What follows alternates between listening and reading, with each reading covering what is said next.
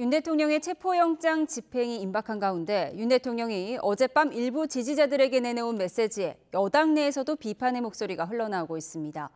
야당은 윤 대통령이 극우 세력들에게 내린 동원령이라고 비판하며 당당하게 수사에 임하라고 요구했습니다. 국회 취재기자 연결합니다. 홍민기 기자. 네, 국회입니다. 네, 어젯밤 윤 대통령이 보낸 메시지에 대해서 야당이 비판 수위를 끌어올리고 있는데요. 여당 내에서도 우려의 목소리가 나온다고요. 네, 그렇습니다. 국민의힘 신동욱 수석 대변인이 오늘 오전 지도부 회의를 마치고 기자들과 만났는데요.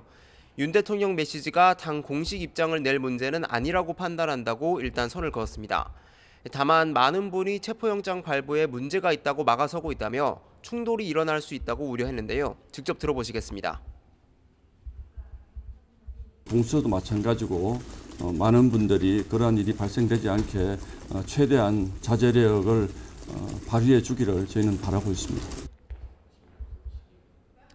당내 법제사법위원회 소속 의원들은 성명을 내고 공수처가 노골적인 법치 파괴 행위를 하고 있다며 영장 전담 판사에 대한 탄핵 여부도 검토하겠다고 밝혔습니다.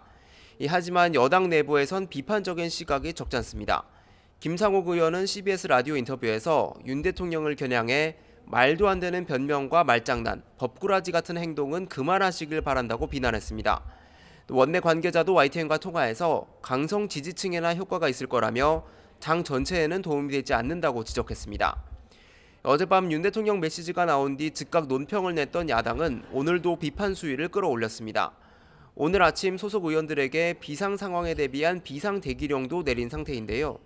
박성준 원내수석 부대표는 라디오 인터뷰에서 극우 세력에게 대동단결하라, 자신을 지켜달라고 하는 동원령을 내린 거라며 극단적 상황으로 치달을 수 있다고 우려했습니다. 박찬대 원내대표도 아침 회의에서 공수처가 오늘 바로 체포영장을 집행하라고 촉구했습니다. 대통령 경호처를 향한 경고도 내놨는데 아침 회의 발언 직접 들어보시겠습니다. 대통령 경호처는 공무집행을 방해하지 말고 체포영장 집행에 순순히 협조하십시오. 박 원내대표는 조금 전 열린 비상의원총회에서도 대통령 경호처가 체포영장 집행을 방해하는 순간 내란 공범으로 처벌될 수 있음을 알아야 한다고 재차 강조했습니다.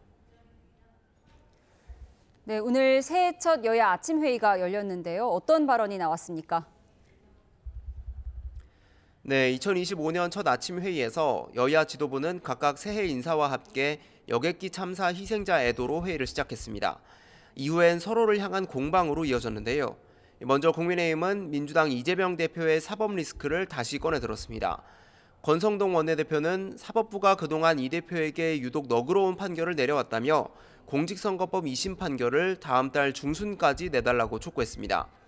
이어 윤 대통령 영장심사는 신속하게 하고 이 대표 판결은 지연시킨다면 사법부 공정성에 대한 신뢰가 흔들릴 수밖에 없다고 지적했습니다. 반면 민주당 박찬대 원내대표는 국민의힘이 대놓고 탄핵을 반대하고 내란 수괴를 옹호하는 것도 모자라 헌법과 법률을 무시하고 있다고 날을 세웠습니다.